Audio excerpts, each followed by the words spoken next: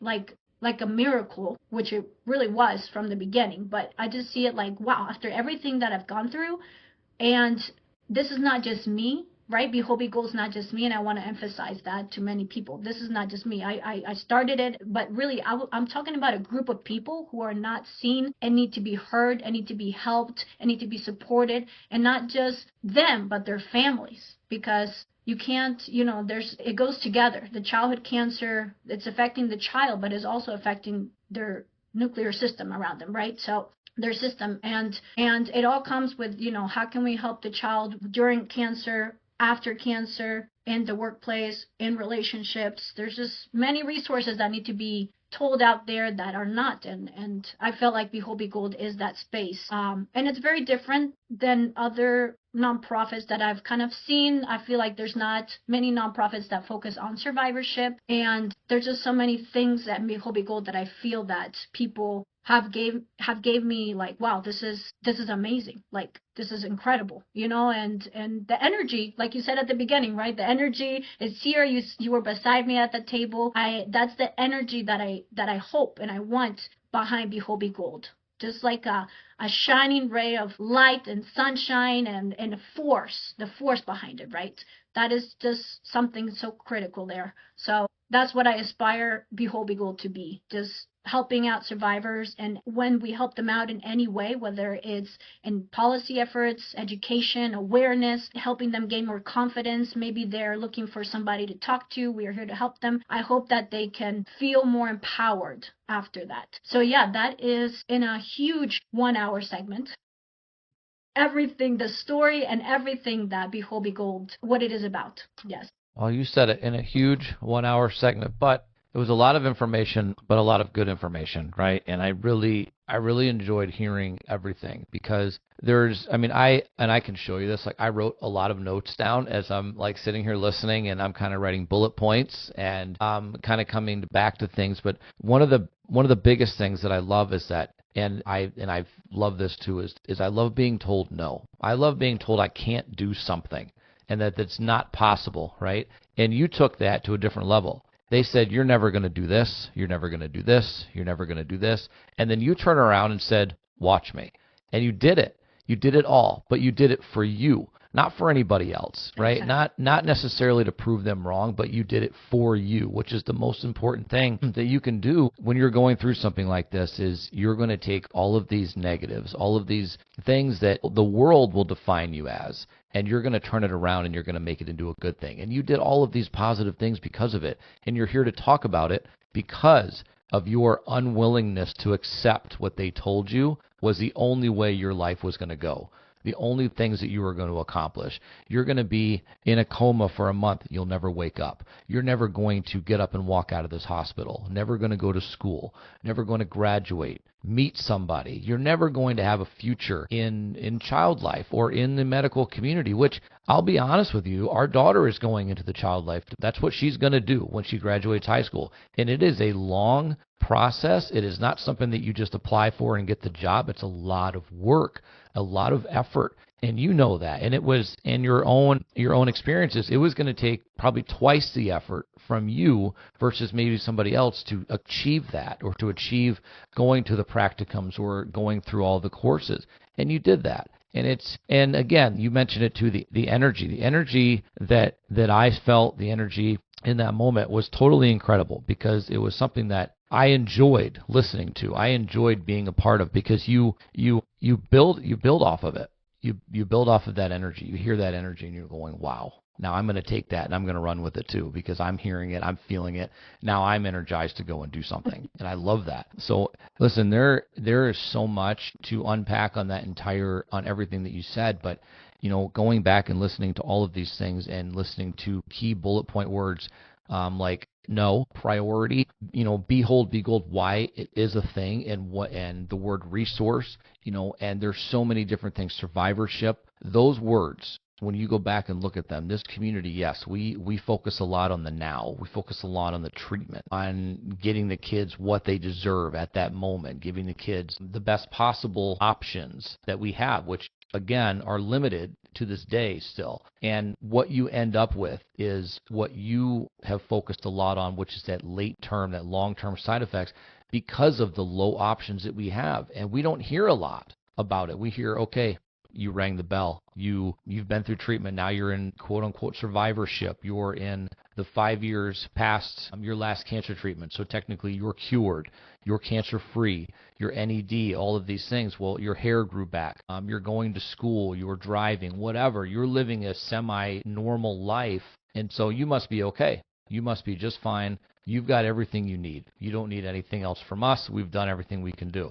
But like I said in the very beginning, that think beyond the 5 means that once you get to all those things, to achieve those goals, you had to put in twice the effort to get there. And now the resources for you to keep going past that 5 years are very limited. And so I think what you've done and what you are doing is so incredible because you're giving people the resources they need that you didn't have to then continue and make this community have me, because the meaningful existence or meaningful life after this treatment is so difficult to achieve when you don't have the resources to get you to those points. Yes. You know, you can go out there and you can be the strongest person in the world and you can have the most energy and the most dedication and drive, but if you don't have the vehicle to get you to those points, you know, and the motivational, the mentors, all of these types of things, you're not going to get there. And if you do, what do you do once you achieve it? Do you just kind of give up? Do you say, okay, I met my match, now I'm done? You know, I graduated, they said I couldn't, now I'm just going to do what?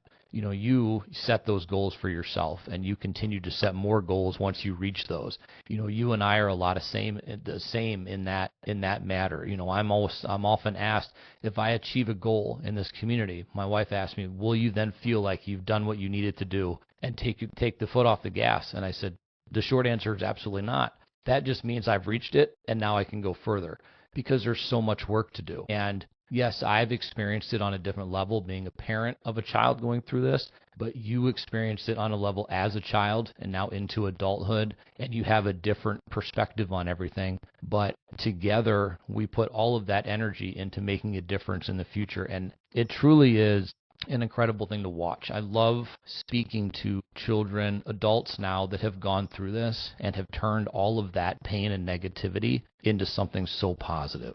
Because you don't have to, right? You could just, listen, and no offense at all, but you could just do like your dad and shut it off. Yeah. And not talk about it. Because it's easy, but at the same time, it doesn't allow you to be dragged back into that negativity. You can just shut it off and walk away from it and not be on the front lines. You know what I mean? And never tell anybody about it. Just keep it completely to yourself and never say anything. But that awareness and that ability and that want and desire to talk about it means that so many more people are going to hear it, want to learn more about it, go into medical fields, go into research fields, or be willing to just be by your side as you're doing all of this stuff. And so that is something huge. And for that, I commend you incredibly on, because, you know, yes, am I doing this because of my daughter and because of everything she went through? Yes. But I also don't know what I would do if it was me in your position. I don't know how I would do it. I don't know if I would want to get up and, you know, move forward in a more of an advocate type manner, or if I would want to say, you know what, I did it, I'm done, and move on with it. And so for what you're doing, it's incredible. And still having those challenges later on, but still saying, you know what, almost bring it on. I'm going to continue to do this no matter what you throw at me, because it doesn't really seem like anything or anyone is going to tell you that you cannot do something without you saying, okay, that's your opinion, but watch me do it now. Exactly. And twice as good as what you thought I was going to do. And it may take me longer to do something, but who cares? Right.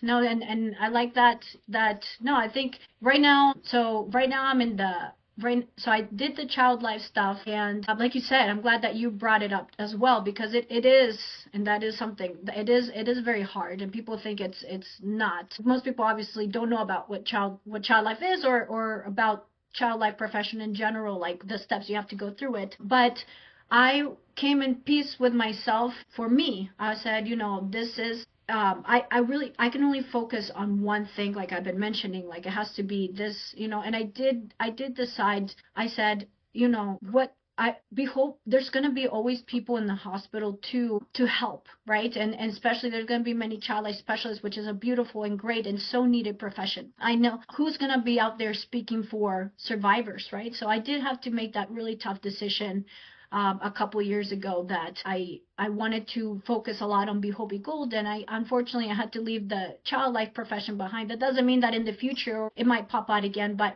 right now I'm working part time at a free clinic as a Spanish interpreter, which is also very needed. And I see, I know it's adults, and it's the child life stuff and experience has come a lot in handy in this clinic, because now I'm holding the adults' hands and distracting them so much that it's been very good. And it makes me happy that and I encourage many childhood cancer survivors who have whatever type of late effect they may have, but really cognitively, to it becomes difficult in the workforce and in the workplace, but really, again, going back to that advocacy, and really speaking up. When I started this job at the clinic for medical interpreting, I told myself, Juanita, do something, again, going back to that, do something that you can do and it's not going to break your head. And it was the Spanish comes second language literally to me, and the hospital setting comes second language to me. And so and from the beginning I told my bosses, supervisors, look,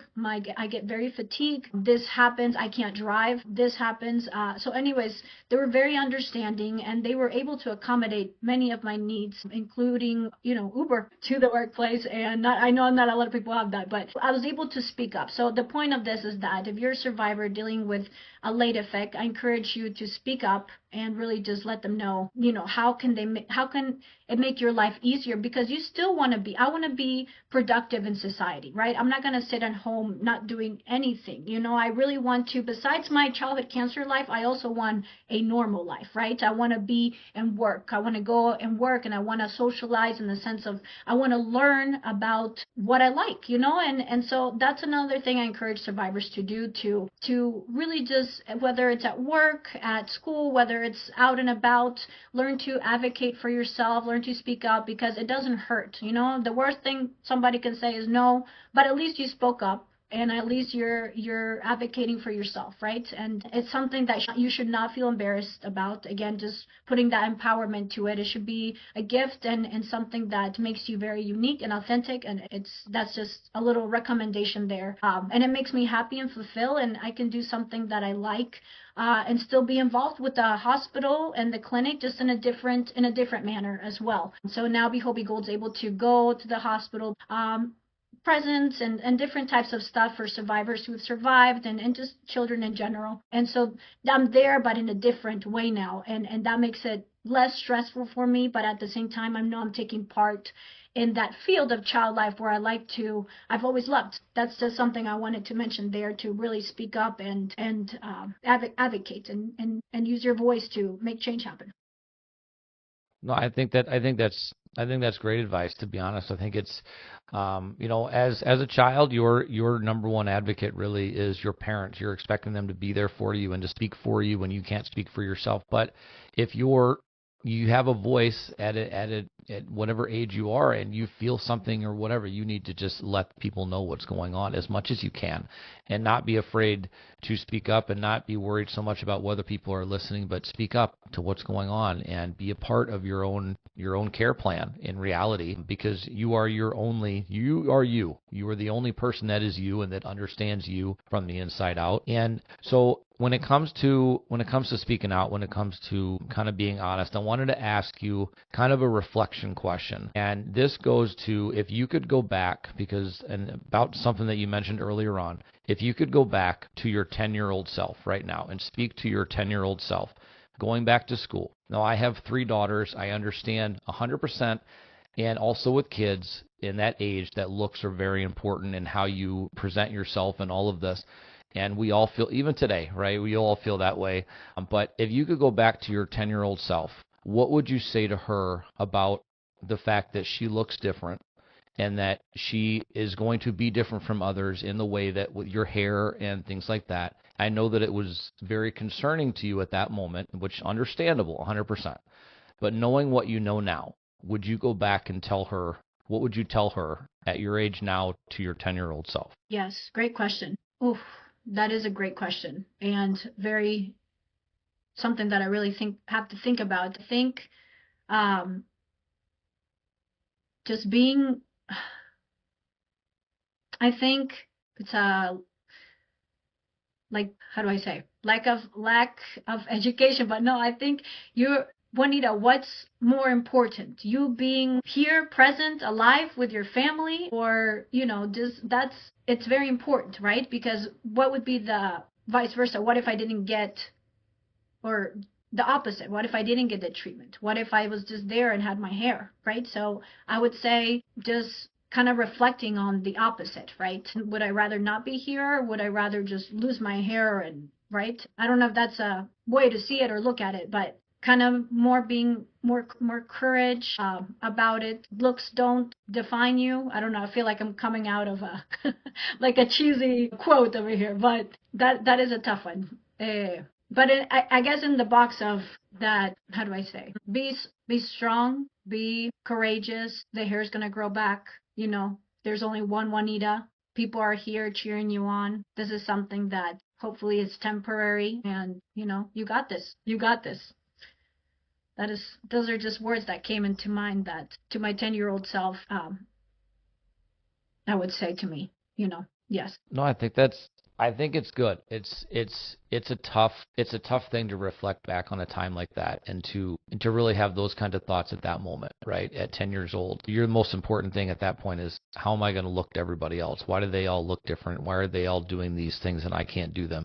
And that's 100% understandable at 10 years old. That's not the bad thinking, that's not bad parenting, that's nothing. That's just what your mind is able to, associate with what's going on. And I think to look back on that, and if you could go back and say, listen, don't worry about it. It's not important. You're here, and that's the most important thing. And I think that's perfect. So, you can look back on that now and you can say, that's how I felt then. It wasn't a bad thing to feel like that. But if I could go back and say something, I would say, don't let it bother you. Don't let that cloud what you're trying to do, and just be yourself. And to be honest with you, that was something that, our daughter we had to do the same thing. Just don't worry about it. Your friends are going to love you, for who you are. They're happy that you're in school with them right now. They don't care. You know what I mean? I mean, to be honest with you, there's not a whole lot of 10-year-olds out there that'll say, you know what? I'm going to shave my head too, because at 10 years old, that's something that's important. But in their mind, I think if their parents would have let them, they all would have done it. It would have just been a whole classroom full of bald heads, right? And it would have been a hell of a sight to see. But your friends truly, and this is something that I think that, we had to encourage or to really impress on our daughter. And I think that, at the same time, at a level of that age, that your friends, the real ones, they only care that you're there. They don't care, how you look and all of this. They just want you to be there and to be able to go through life with them, and then have a hell of a story to tell later on in college and moving on in life with families and all of this. They just want to be able to see you go through that. So, I hate that you had to go through all of that, and I hate that you had to feel that way. But at the same time, yes, it was an important thing, and we get it. We 100% feel it in this community, in this family. We understand it. Our daughter wouldn't let us shave her head. All of her hair fell out except for about 3 hairs, and she would not let us cut those hairs at all. That was hers. She was in control of it, right? And you're trying to be in control of anything you can at that moment. She was in control of those 3 hairs, and we were not going to be able to touch them. So listen, that's just kind of, with kids, you're dealing with a different kind of level of understanding with what's going on and what's important. But at the same time, as adults right now, if we lost all of our hair right now, yes, would we be vain about it? Probably, wearing hats or whatever, because we're worried about what people would think. At the same time, telling our kids, don't worry about what other people think. It's really a catch-22, but I'm glad that you can kind of reflect a little bit and understand that the most important thing was that you were there and that you beat all of those odds. And let's see here. So we talked about I wanted to ask you about the surgery. So for your port, and you said that things went kind of horribly wrong, or in the sense where you ended up with an infection. Now, do you know anything more about why the infection happened? Was it just, I don't want to say malpractice or anything. I don't want to use big giant words, but was it just, okay, all right. Yes. I was just gonna see if it was, just, things happen sometimes, but Yeah. was this something that was an unfortunate side effect of the surgery, or was this an actual malpractice situation where a really bad mistake was made? Yes, yes. Unfortunately, it was number two, the malpractice. And this is something that, of course, there was a lot of, not, I don't remember, but from what I've gathered pieces from years and years is that there was malpractice and something that I know my dad, um, as dad as he can be, very, of course, who wouldn't? I'm his baby, right? So it is something that unfortunately that did happen, and I don't know much about it, but I know that that did happen. Yes, and the scars I have. Just a few of them. When I say a few, is like four. I have from the two times that not not two times that I had the malpractice, but basically from just opening and for the portacath. And I have it on my neck and I have some down here underneath my breast area. And that's also something, right? When the scars, I guess, became embarrassing later on in the sense of I grew up as a job. I told you that I worked at a Montessori, but I also did babysitting stuff. So every time I would go to the pool in the summer with kids and stuff, I always would get asked, what are the scars? Why are the scars? And how I always just told kids, oh, I got bit by a shark to make it seem cool. And I think this becomes more intimate, but as you get older also, you're with partners, you're with boyfriends or whatever, and it becomes personal there as well. So I think those are things that people don't talk as much. In fact, I'm going to a survivorship conference this weekend in Washington, and it's for survivors to like age 40. But specifically for childhood cancer survivors, and it's by actually they were in front of us at CureFest, Special Love, their organization, and they hold this every year. And the first time I felt kind of comfortable talking or hearing about it was through this organization, and they go into very nitty and gritty stuff like relationships and how just like last year, it was just interesting the fact hearing about people getting really down into relationships with their partners and how their scars really affect them today, like they were children, and the scars today, how they affect them and everything that got cut up and open, and how it's hard to be in a relationship with somebody. And it gets again back to that embarrassment of really you have to learn to love your body, and it's just I heard a couple stories that really left me thinking like, wow, I'm blessed not to have scars like they do. Mine are very little, but at the same time, it is something that you have to kind of go back and discuss with whoever. If you're just kind of dating and you have to go back and explain yourself, right? So these are things that really you don't go up to legislators and go and talk to them about, but these are stuff that people go through, that childhood cancer survivors do undergo, that don't get highlighted as much because it's very intimate, but these are the things that we as survivors we worry about as we get older. So it is something that's to kind of keep it in the back of people's minds as survivors, as specifically childhood cancer survivors, survive, get older, and then just going through social relationships and intimate relationships. It's something that becomes very embarrassing, but also very needed to talk about in a way that's appropriate.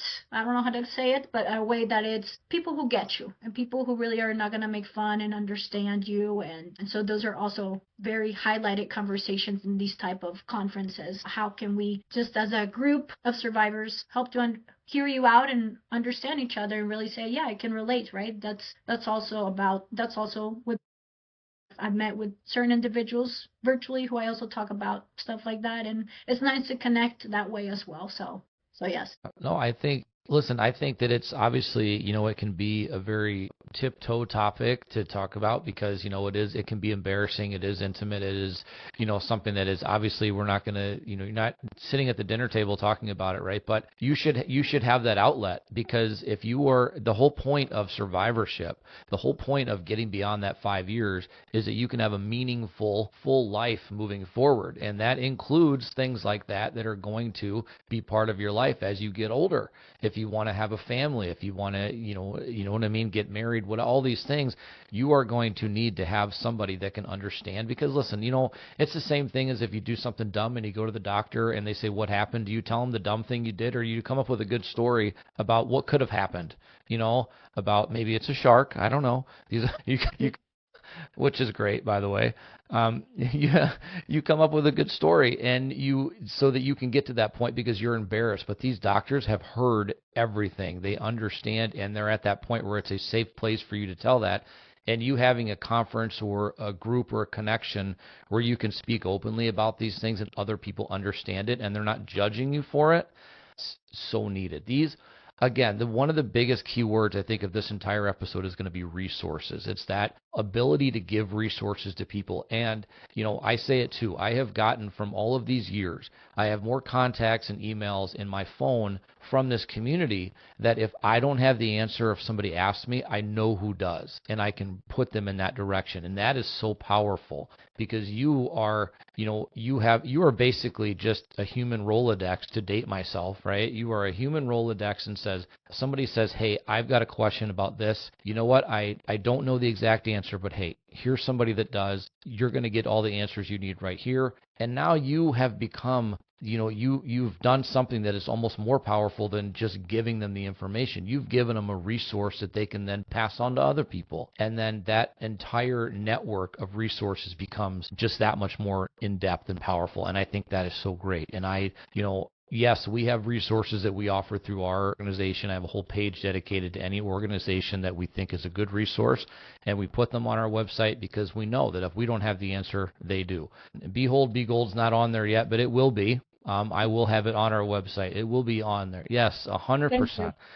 And that's the other thing too. Is one other thing that you mentioned too was local versus global, and kind of that transition. And we have dealt with a lot of things when it comes to, we are a local organization, but we have adapted and evolved our name into a global because this is a global issue that we're dealing with. This isn't something that's just in your own cities, your own towns where you live. It's all over the world. It's all over the country, however you decide to define it. And so, yes, having that global connection to organizations or to resources all over is important because we don't just deal with people that are states away from us. We deal with people that are thousands and thousands and thousands of miles away from us in different countries, different medical systems, different hospital systems, all of this. So that global word is becoming a lot more prevalent within this community, and that's because so many organizations, I think, are taking on the understanding that we need to focus all over, not just right here in our own backyard. But that's just kind of me going through and kind of associating everything with us to that global movement, because we have to be resources, we have to be knowledgeable in what we're talking about, and that comes from experience. I think you almost get a lot more from life experience than you do from traditional learning because you get it so firsthand and without textbook dictation of what's going on. You get the firsthand understanding of what's happening. You become a bigger resource yourself for other people going through this because you lived it. I say this, and sometimes it's controversial, and I don't want it to be, but at the same time, controversy is what kind of sparks change in this world. And go for it.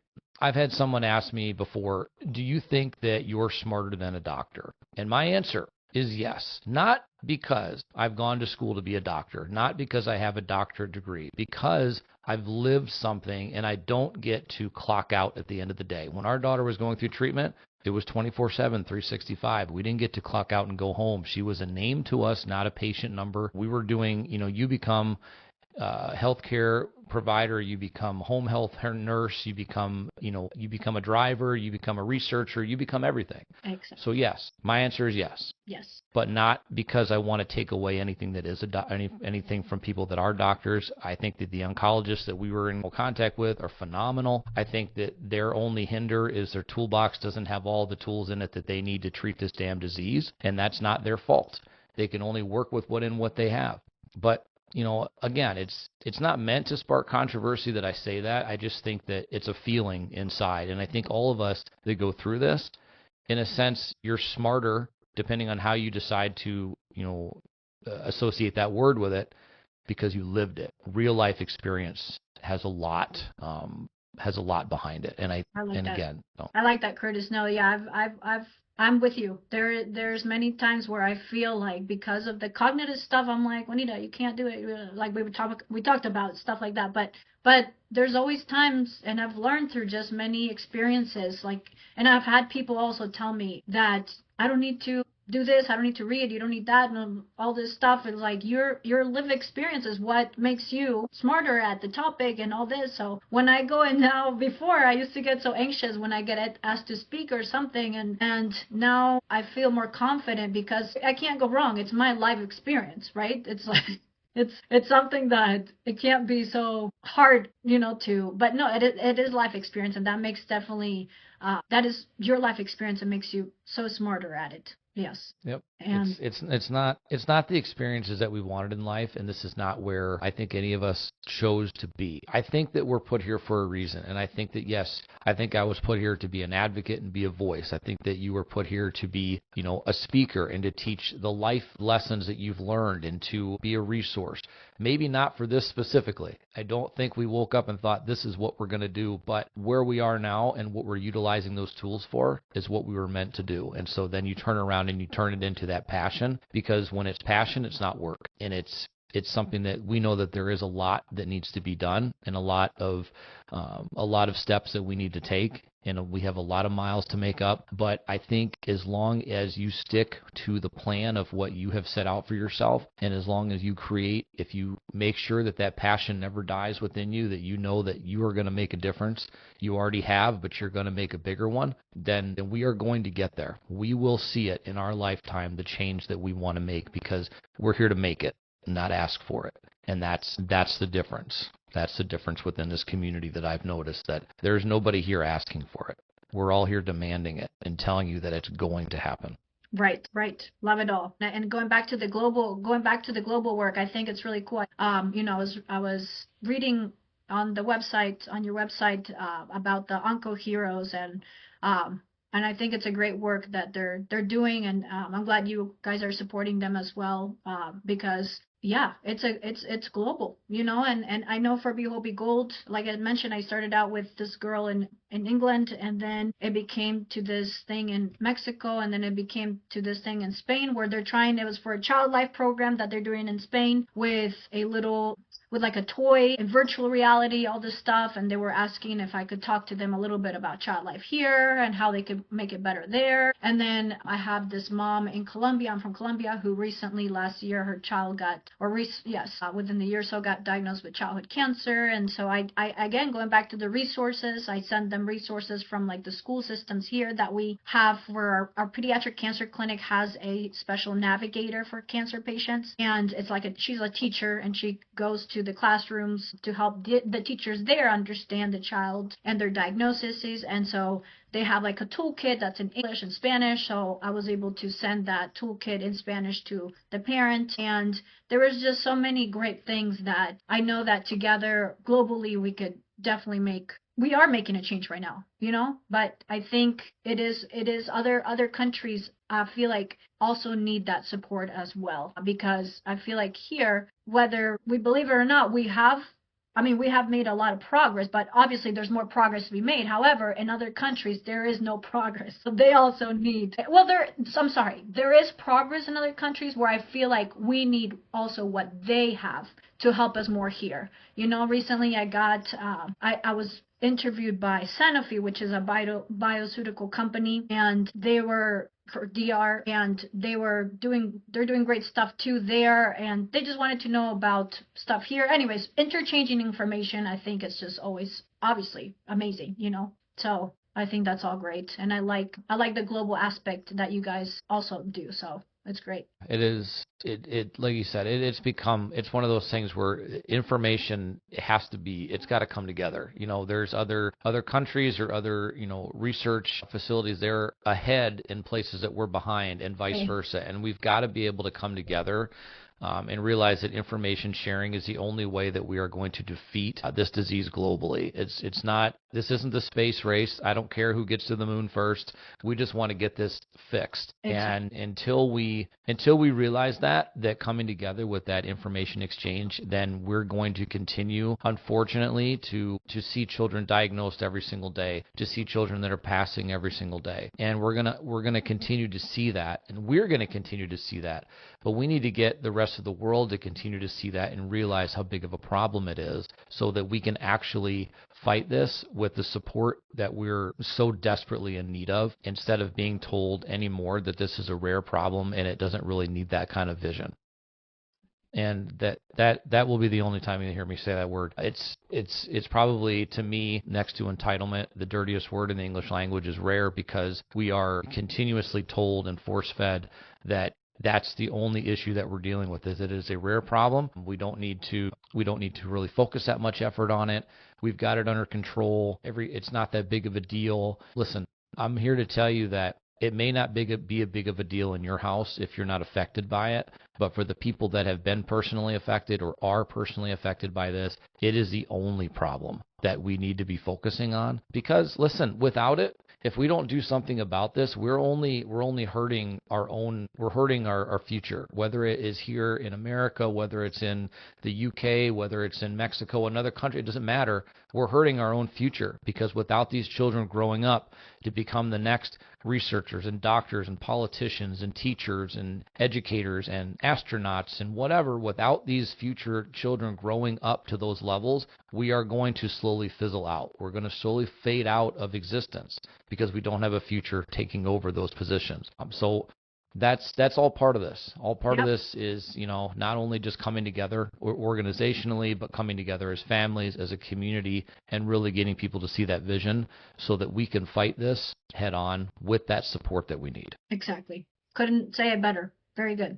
Yes. Thank you. And, so and we with all that passion, I love it. Very good. We have to. And like I said, it's never work if you're passionate about it. Correct. And it's something that when you get up there and you speak, whether you go to a speaking engagement, whether you're at an event you're hosting, whether you're at CureFest, whatever you're speaking about, if you're passionate about, people are going to hear it. And that's what you have got to focus on and get those jitters out. Listen, I don't like public speaking at all. I don't like being a public speaker, but when it's something that it's coming from your heart, then you can tune out all the other noise and you can just do it. Correct. Good. So we have covered a lot in this, and we've spoken a lot about things that has been phenomenal. Is there anything that we didn't cover that you would like to cover that maybe I missed? To be honest, no, I think everything has been covered, and you were spot on the word rare. It's not rare. In the last few weeks, I've met people, have done public speaking engagements, and 3 people from the past few weeks have had some type of connection with childhood cancer that I've never met here in my small community. This really came to show me how, wow.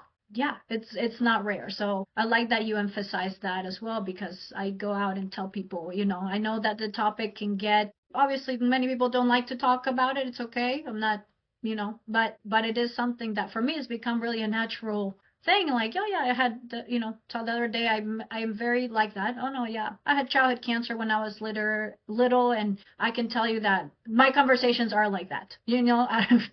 And then people are like, what? So it's become second language to me, but obviously it's also, I know that it's a topic that many people don't like to talk about it, but hey, guess what? Let's set even if it's you can't put it in a positive tone, I know, but for me, it's kind of like the survivorship. No, I survived childhood cancer, so I've been through worse, something like that, and so just by saying that raises awareness, and for me, it's just become kind of like the language now. Do I speak about it all the time if I'm grabbing some drinks with my friends and all that? No, but at the same time, there's something that I know that basically it is, I'm raising awareness throughout my life every single day by just wearing yellow.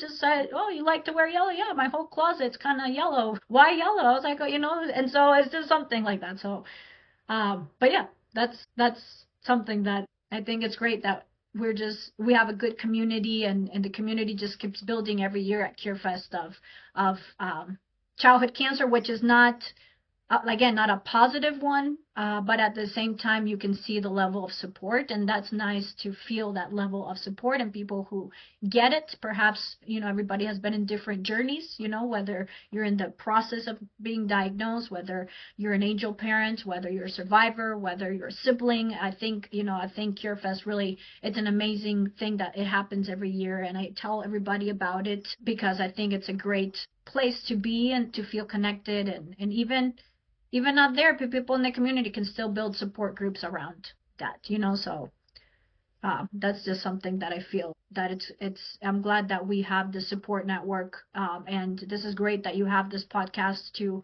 be in this platform just to be able to talk about. And I think it's also a great, I think I've kind of read not kind of, I've read your story, and you've also told me some about your story with relation to childhood cancer. I think this is all very I think just I'm sure, is it JC?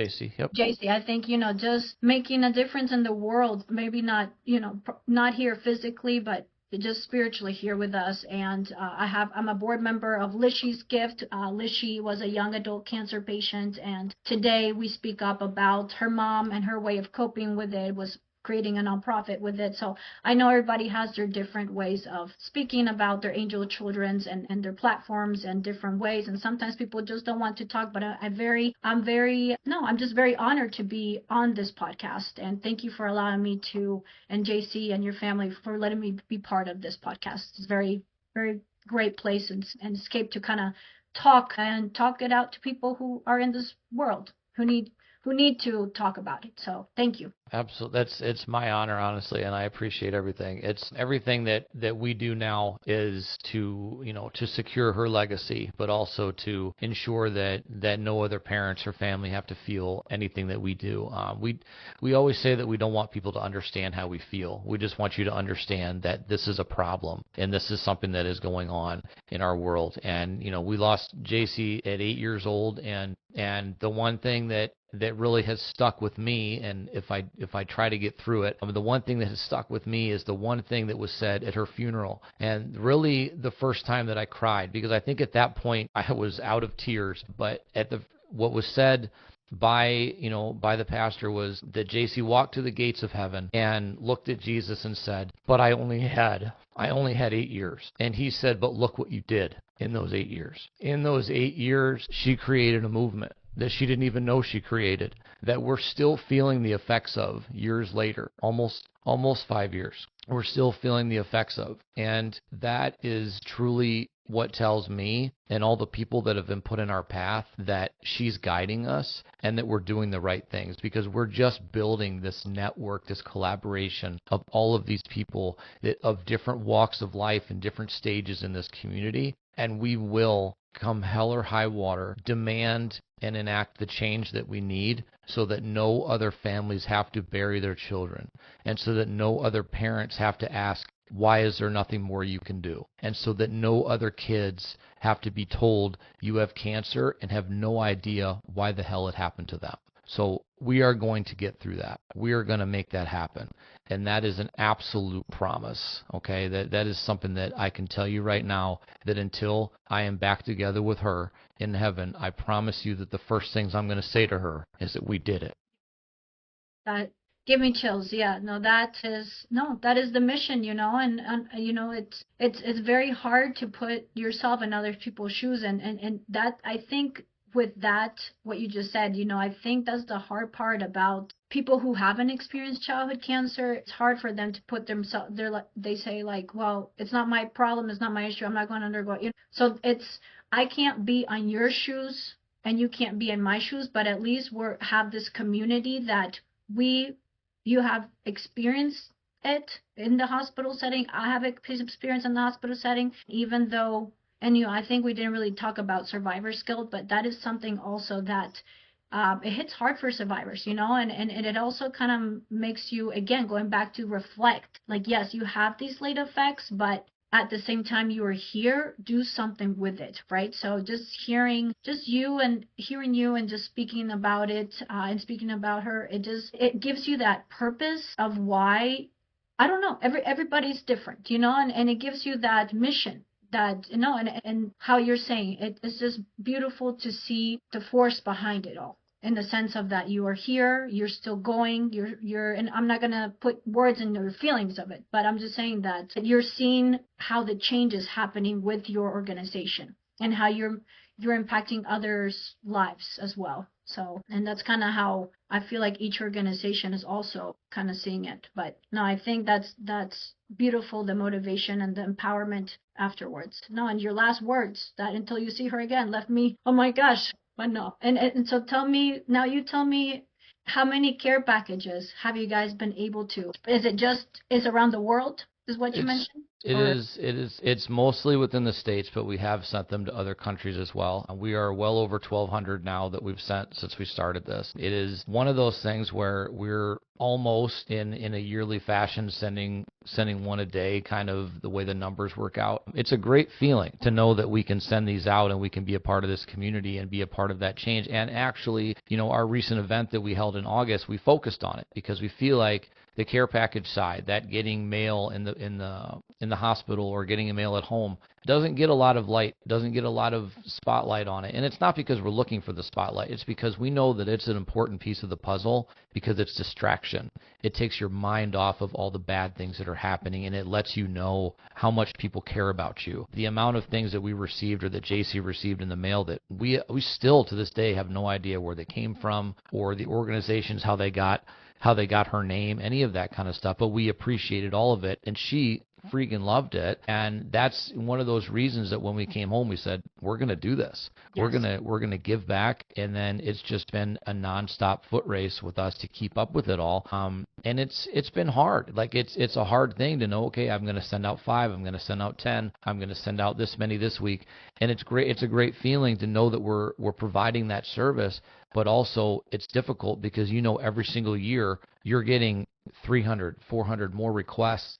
That means that this problem is not getting better. That's where we're seeing it on that end. And so although this was her mission, this was her legacy, this is what we're doing for her, this is what we're going to continue to do on top of everything else, it is a bittersweet type of thing because you're providing these services or you're providing these resources, right, to people that are continuing to have this problem, and we're not in control of it. So we see the positive side, but we see all the negatives are leading to that and to leading them to need our service at all. And the reality of it is, I think most nonprofits, if not all nonprofits within this space, we just want to go out of business. We want to be put out of business. We want to have our 1C3s dissolved and go away because we're not needed anymore because we fixed the problem. That's the goal.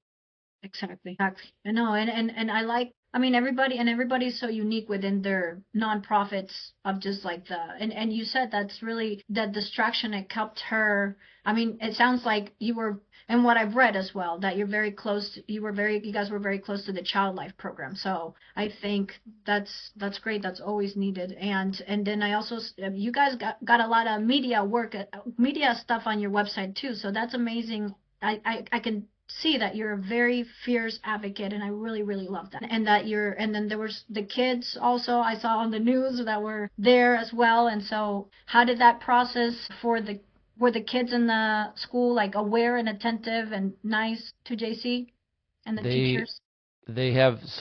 all of our kids went to a private Catholic school from preschool all the way up until graduation, and so it was a very close-knit group of kids that literally went in the same grades as they went up through the school. So when JC was diagnosed, one of the very first care packages we got in the hospital was from her class. Literally this big box with just a bunch of random stuff and cards from every single one of them. And we read every single one of these get well cards. And I still have all of them. And that was one of the things that sparked us to do what we're doing. But then her class has kept her memory alive all the way going through school now. And they have her picture up in their class that transfers with their class. And they have a unicorn that basically it travels with their class. And they're very much involved in talking about her and keeping her memory alive. And they were all super attentive to her, loved the fact when she came back to school. And like I said, they didn't care how she looked. They didn't care that, when they're all wearing a uniform, she was wearing a unicorn onesie. That was great because she was there. And even when she would go to school again, it was the same thing, kind of only there for a little while because she would get tired and stuff. But she was there, and that's all they cared about. And when I remember the very first day after her first day in the hospital, 3 brain surgeries. We were there for 12 days. On the 12th day, she got up and she walked herself out of the hospital and said, we're leaving, whatever. And 2 days later, we went back to her school to surprise her class, and they cheered when she came in. Yeah. Her class, Yeah. Wow. they were so close, and the families, we still speak to the families, and and it's like that's when you get a group of kids like that, and that's kind of what I was getting at before with the hair, like going back and talking your 10-year-old self, because you're always going to have outliers, you're always going to have that one, but generally speaking, these kids just care that their friend is there, and they loved each other, and it's to this day we still connect with them. We stay in touch with the school, and they'll be moving on in another couple of years. They'll be moving on to high school, and but that memory's there. Yes. And it's an incredible, and they have a dedication bench to her out there that everybody can go sit on. And it's a community that we didn't expect to be a part of. We didn't ask to be a part of. But when you have people that stay with you no matter what, it's priceless. It really is. No, it's a blessing, and that's something very unique because, there's communities of communities, so I think that is very blessed that you guys have that community. I'm just thinking of I haven't heard that story. I haven't heard stories like that before, where the class and everything like that, what you're saying, because somebody can easily just not care, so, but no, that's very beautiful what you're just saying to me. So so just to kind of wrap it up, so she really liked unicorns. Yeah, unicorns were her thing. Literally, that's kind of where our organization came from with the name, and it's the whole kind of a story about it. But unicorns were her most favorite thing, and it was one of those where they would ask, "What do you want to see at the zoo?" A unicorn. What do you want? It was like, and it was even at one we had on the last hospital stay that we had when she came home, we had a parade for her, and we have some friends that have horses, and they brought horses and they put horns on the front of them so they would be unicorns. So yeah, that was her big thing, that, and then rainbows, and that was the last thing that my wife said to her was, keep chasing rainbows. And so yeah, it's difficult to talk about it, but at the same time I love talking about her. And my biggest message is that if you don't know, just don't be afraid to ask, because I would say 99 times out of 100, if you ask somebody about this, or ask somebody about the loss of a child, or your own personal cancer journey, or what's that scar, they're going to answer it, because they don't want it to be a mystery, and it's okay to talk about it. And if they don't want to talk about it, they'll tell you, but don't be afraid to ask. And, the biggest reaction we get is if I say something about it, the first thing people want to do is say, I'm so sorry. And yes, I appreciate it, but I want you to ask more questions. I want to talk about it. I want to talk about her and everything that she did for us, and she's done for her sisters, and she's done, for her mother and I, and our community. I want to talk about it. So my advice, and again, at the end of every episode, I always ask, my guests for your best advice. But my best advice is always, don't be afraid to ask the questions, because we want to talk about it, and that's the only way that the world is going to know what's really going on, is if you're not afraid to ask those questions. So please never be afraid to ask. And if you see me, come and ask me about JC. Come and ask about our story. Come and ask about Battle Corn. Come and ask about anything, because we love talking about it. We're not somebody that's going to be shy about it. And, anybody knows me, I'm a little long-winded sometimes when I talk about it, but you know what? Deal with it. So that's just how it is. So. No, it's good. It's good. I have many families who have lost, unfortunately, their children to childhood cancer, and some of them, and I've kind of, I've learned, there's some families that I kind of, no, we don't want to, and then I have somebody who told me exact same words you told me. She loves Rowan. Rowan is a huge inspiration in our community, as far as the Rowan community has grown and grown and grown here. And her mom, Mandy, Price is a good friend of mine today, and we love she all the time. She's like, I told her, is it okay to talk about Rowan? She's like, please don't ever stop talking about Rowan, and so that's what we want. It's very similar to you. So, but thank you for giving me that reminder, because I think it is the topics in general about cancer are always uncomfortable, and specifically the grieving parents as well. So I appreciate you giving me that reminder that it's okay to speak about it. I think many people, it's good to educate many people about that as well. So I agree. I Thank agree. you. Well, I will give you then that final spot. You've given a lot within this episode already, but I would ask then for your best advice right now for somebody that is going through it, somebody that is maybe just diagnosed or just looking for answers. What is your best advice to them from what you've experienced? I would say be your biggest advocate.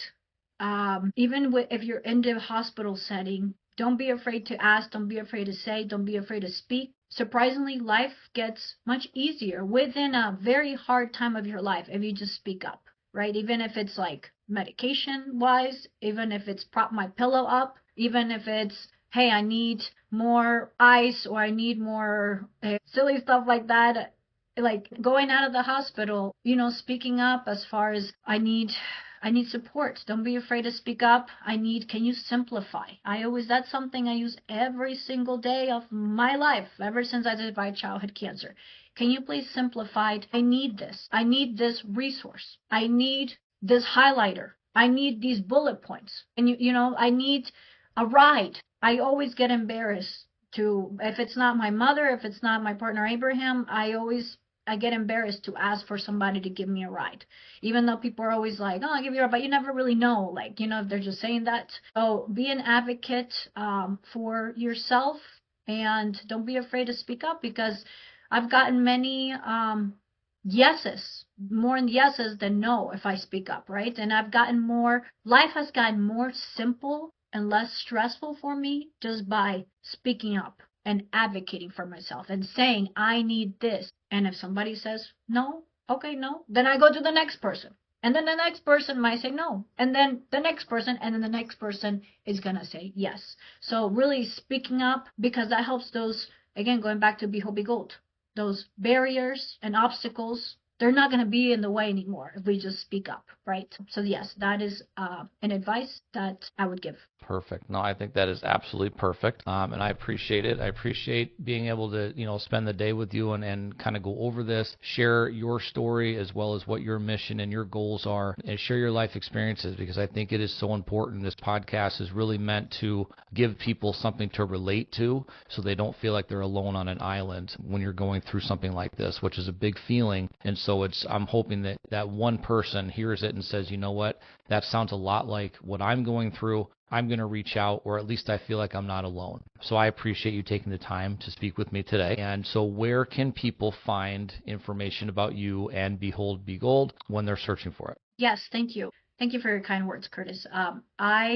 People can search me at Behold Be Gold. So behold, like the word behold, and then BE, and then the word gold. So it's all together, Behold Be Gold. And on my website, beholdbegold.org, Behold Be Gold on Instagram, Behold Be Gold on Facebook, Behold Be Gold on X, and Behold Be Gold on YouTube. So the Behold Be Gold's a whole word together. Sometimes people get that mess it up, but not really understand, but it's a whole word together. Perfect. Well, if anybody is looking for more information about my guest today, Juanita, you can find it at beholdbegold.org, and then on every single or an email, as well as every social media platform, just search it. All right, that's where it's all going to be, as well as soon as I have about 5 minutes, it will be on our website as well under the resources link. You'll be able to have a link to all of that right there. You'll see the logo, and you'll be able to click on it, take you right to all those resources. So I want to thank you once again for taking the opportunity to speak with me today. I know in this world we are all very busy and trying to change it, so it's always great to have a few minutes to be able to sit and speak with each other and collaborate, because that's literally what this is about, building a network that is going to grow so big that people are not going to be able to unsee what we're doing. They're not going to be able to turn us off because it is going to be so loud. So thank you once again, Juanita, and I hope that you have a great rest of your day, as well as I hope your mission just continues to grow and everybody gets all the information and resources they need. And please don't ever hesitate to reach out if there's something we can do for you. Thank you, Curtis, and thank you, Battle Corn Care Packages. Absolutely. I appreciate you. Thank you so much, and we will see everybody else next week.